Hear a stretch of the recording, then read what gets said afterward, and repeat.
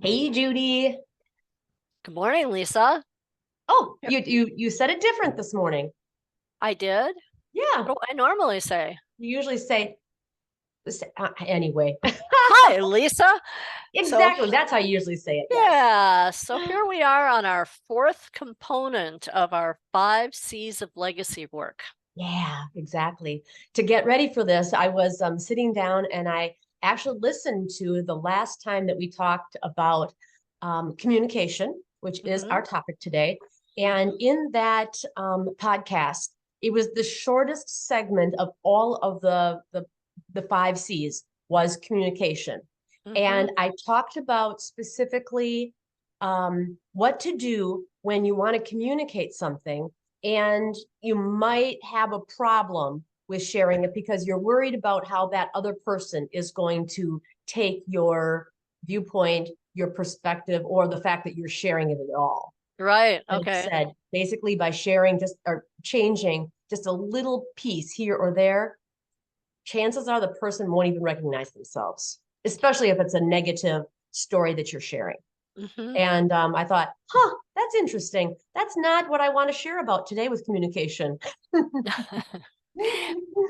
But I Figured, think it's something to keep in mind is, you can yeah. always, the facts have been changed. There used to be a detective story. The names have been changed to protect the innocent. I think they used to say on Dragnet. You wouldn't Yes, I remember that, remember Dragnet. Oh, do yeah. you? And Okay. I think I've actually heard that we can change the names to protect the guilty and the innocent.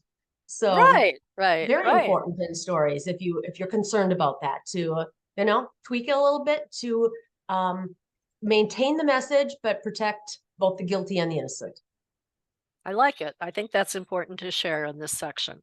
Cool. So you were thinking about when we got together just a few minutes ago to kind of um, hash over where we're going with this conversation.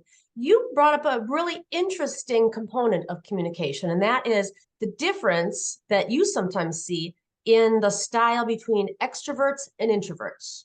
Why don't you And talk about that for a second? I have to admit that it's my definition. An Okay. introvert to me is someone who thinks inside their head and they have to give it a little time to gel and come out. An extrovert, my goodness, it's right on the tip of our tongue. You ask me a question, I immediately know how I feel. I don't think everybody's like that. Mhm, mhm, And so I encourage anyone who's going to be doing their legacy writing with a group or even with another relative. My sister and mhm. I are so different from each other in the way that we speak.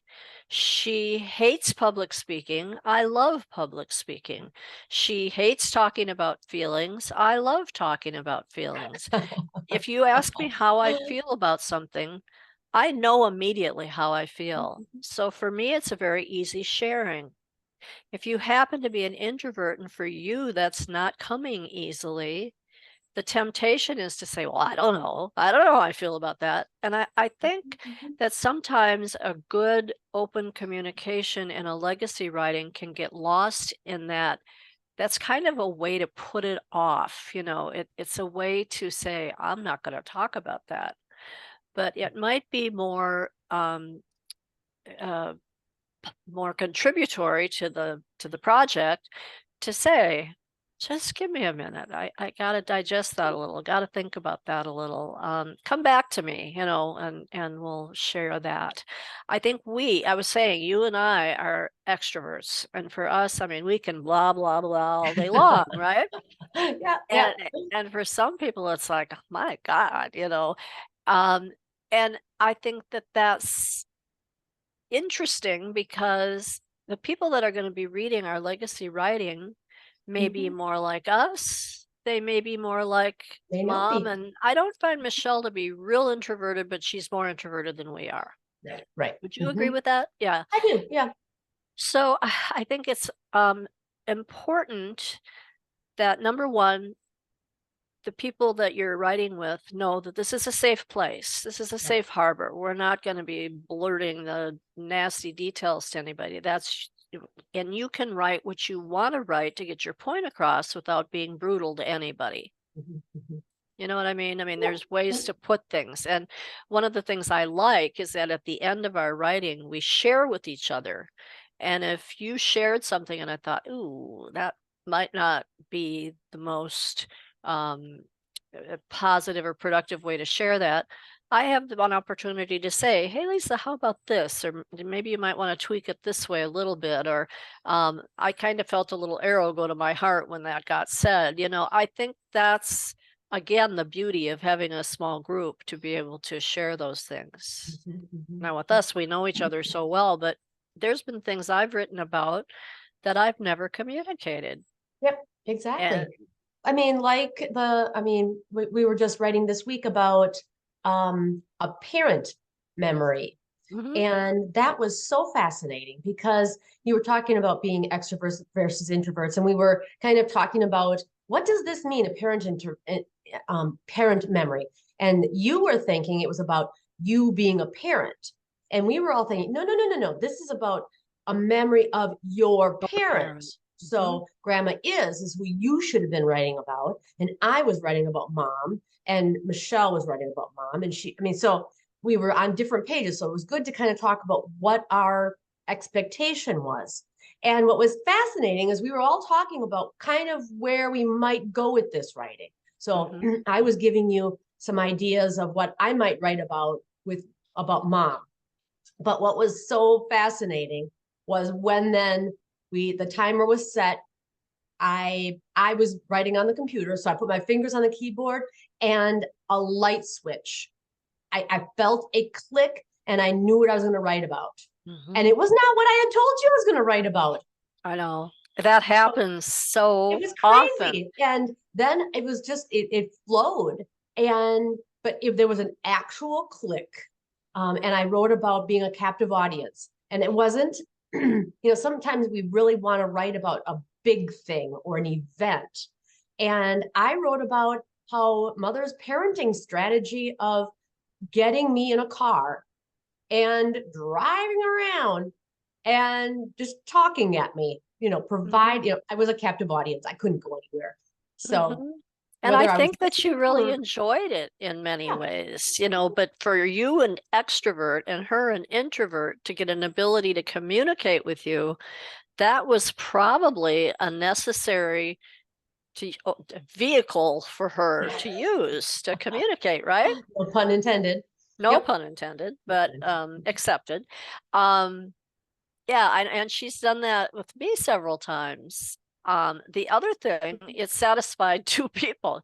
She loved to look at houses and how things were Yep. decorated and all this, and so she could be doing her like, and she could be communicating with you. So And being a parent at the same time. Yeah. exactly.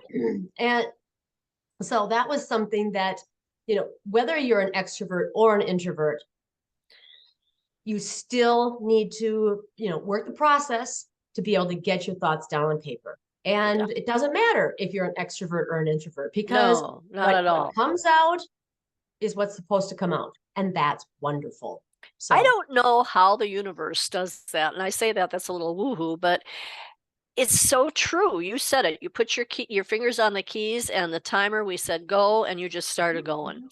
yeah, I still write with a pen, yeah. and I put my pen on the paper, and I literally did not know what I was going to write about. Mhm, mhm, Remember, I said, I have no idea what I'm going to write mhm, about. This is really crazy. Um, I mean, mom and I had a great relationship, and she lived with me for 13 years. So, mhm, mhm. however, there was not one big moment that was jumping out. And then when I put the pen to the paper, and you said go, the first phrase that came out of my brain was hop aboard the wine train. And I went, oh my gosh, that's right. We did that. And then I started writing, and Mhm, mhm. 390 words later, I had a That was fun it. writing. It was so Yeah, cool. And the whole thing is, if I had just sat and festered about, I don't know what to write, I don't know what to yeah. write, and put it off. Oh, I'll do this tomorrow. I'll do it next week. I don't. I have to have a clear idea. It never would have gotten written. Never. Now, I think sometimes in writing groups, what they'll do is they'll do like a warm up, like a 2 to 5 minute warm up where they'll write about if you were in charge of creating a space station for people to live on the moon, Hmm. what are your ideas? Hmm. Something that nobody's ever thought of, Right. to kind of get the juices flowing. Mm-hmm. So, I mean, we kind of talk beforehand, but whatever strategies you want to use. Now, we've been writing together for several years. And so maybe we don't need to have a warm up Mm-hmm. exercise, but I know that lots of writing groups do use that technique to kind of get the juices flowing. I know one thing we also do is we also know the topic a week ahead. Like part of Mm-hmm. our business meeting is that we discuss the topic. Now you don't care what the topic is, you make it work for you. You're Mm-hmm. very avant-garde about all that. But Yes. I think that does help, but as you But can, this week we got together and we were like, yeah, I haven't thought about it at all. So I sometimes know. I do mull it over and really pick my brain and really,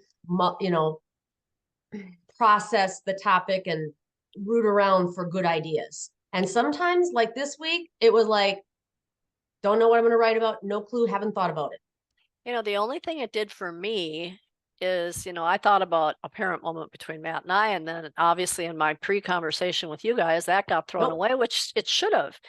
And but I realized that in thinking about that during the week I had thought a lot about mom and Hmm. about our relationship, and I mean, she was such a cool lady and how that all worked. So I think at some level there was a little spoke of information that maybe opened up in my brain by that process. And I do Hmm. think, especially for someone who isn't one that has their ideas on the tip of their tongue, Hmm. it is nice to know ahead, what's our writing topic going to be. Do you think so? Exactly. I do. I really Yeah. do. And I mean, because really, the kernel I want to get to now of what this whole communication component about legacy writing is.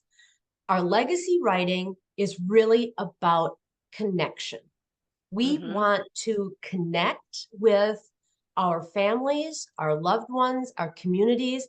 We want to connect with people that may not even exist yet, our grandchildren. Mm-hmm. Um, we really are seeking to have a connection where somebody hears us, reads about us, and really sees us for who we are. Exactly. And I mentioned this to you in our talk before we started recording, is somewhere down this chain of heirship, there might be a person who's feeling frustrated because they have a feeling or they approach something away and they're saying, "Where did this come from?" Nobody in the family's like that. And then they read a legacy writing and it's like, wow, grandma felt exactly the way I feel. Isn't that Mhm. interesting? I'm not the only one who feels that way. And it can give you a sense of connection that you wouldn't have had if that person hadn't written it down. And I, Exactly. I want to relate that back to what we talked about last week was courage. Takes courage to communicate. It's Hmm. really easy to hold everything inside. And, how many times have we said about Grandma Doris and about Grandma Is and about I wish I had known her better. Yeah. Grandma Cecilia, great Grandma Cecilia, Mhm. Mhm. had a fascinating life. I mean, she and Joe came over from Germany. There were all kinds of experiences. I have none of them to share because I don't know them. The Mhm. only thing she ever Exactly. shared with me was the kind of the quirky wedding experience, and but it, it The was quirky just, wedding experience. oh, the fact that when she and Joe got married, she had bridesmaids that came from all over the area, and it was they didn't want to drive home because it was late at night when everything Oh. was over with, so they all slept together that night. So she didn't sleep with Grandpa on her wedding night, which I think for most of us is kind of a, oh my gosh. But obviously she had six children, so they figured it out at some point. But you know what I'm saying? I would love to know more about. I'd like to know more about Grandpa Joe, but he died very young. He died when Mhm. my mother Mhm. was like 10. So Yeah. there's all these people that it's now in this day of communication and this day of internet and this day of Zoom calls and all, we have such a tool to give a window into ourselves to those people that are going to come after us. And I think it's something that is not only nice to do, I feel like we almost have a responsibility to do it, because Yes. I don't want Yes. my heirs down the line saying, "Oh, I just didn't really know much about Grandma Judy. She never talked about it a lot." They probably are going to say, "Oh my God, I know everything about Judy. I know nothing about Grandpa Michael." But, it's interesting how that can be. But number one, it's fun. Number two, Well, doesn't it make you feel good to mhm, to put it out there and to know that this and you are sharing the blessing of your life. I mean, so many people, not lucky, blessed, but I mean, whether these things like when you shared about grandma is on the wine train. I mhm, mean, reliving that with us, sharing that in writing and then talking about it, it was almost like that memory was given even more power, you exactly. know? And I That got to relive it. I remember, yeah. and after I read it aloud to you, I thought, that was such a great trip. We had such a good time. And my mother's sister, her name was Hyacinth. We called her Aunt Heisey. She didn't often talk about herself. And on that Mm, wine train trip, a couple glasses of wine later, she really opened up. And that was mm, probably my singular time to hear stories about her and her family. So, mhm, it has this, what am I trying to say? It brings in other peoples and their feelings and stuff too. So, mhm. yeah. I'm Yeah. sorry, I interrupted you. You said that was one and now two. Do you remember what you're going to say? Was I talking about, I don't know. What was I talking about? Uh, I don't know what I had for breakfast. Maybe because I didn't have it yet. I don't know. Oh, I always have at least Oh, three. but So, okay, so now on the flip side of the coin, I just said how communicating and having a connection with these positive memories gives those stories extra power. I'm wondering how sharing negative experiences might also do the opposite, not help you relive the event. Or I mean, I'm thinking about people that have, stories of trauma that want to get it down because it's a sense of power over that time when you felt powerless, that then you dissipate the well, negative energy of that I think experience. it's also a time of catharsis and a time Yes, of yes. release. And sometimes if you can get that off your chest, and again, you can It's almost write, therapeutic. yeah, you can write thoughtfully. You don't have to give all the hairy, icky details, but you can still get the story down. And that is the importance of communication and choosing how you want to tell the story. Yep. You can do that without being brutal. I mean, there's a difference between honesty and brutality, and I think we all need to recognize it. And I don't think we need to leave a brutal legacy to any of our family, present or to come. But I think the honesty part, the transparency part is Mm, really important. And mhm, mhm. I am still sitting here, my mind is a little fragmented because I'm trying to think of what I was doing 1 and 2 with, because I guess I feel pretty strongly that the better people know us, they're they've had the experience of living with us and passing that on to their children and their children and their children. Mhm, mhm. And I think it can bring a comfort to them when they can read our communication and know that's where I came from. Yeah. That's how I developed. That's why I Mhm. think the way I think. Yeah. And it might even give you an opportunity to say, I don't like that thinking. And you can Mhm. change it if you want to. But if you don't know it, you can't change it. So, that, me, I'm always looking at 7 different sides of everything. But um, they don't call me the overthinker for nothing. So, Uh, did we have any other key points we wanted to talk about? I just, when we have legacy memories that we want to share or that, are being shared in our writing. I just want to say too, I was talking about, getting those ideas down is something that even the process of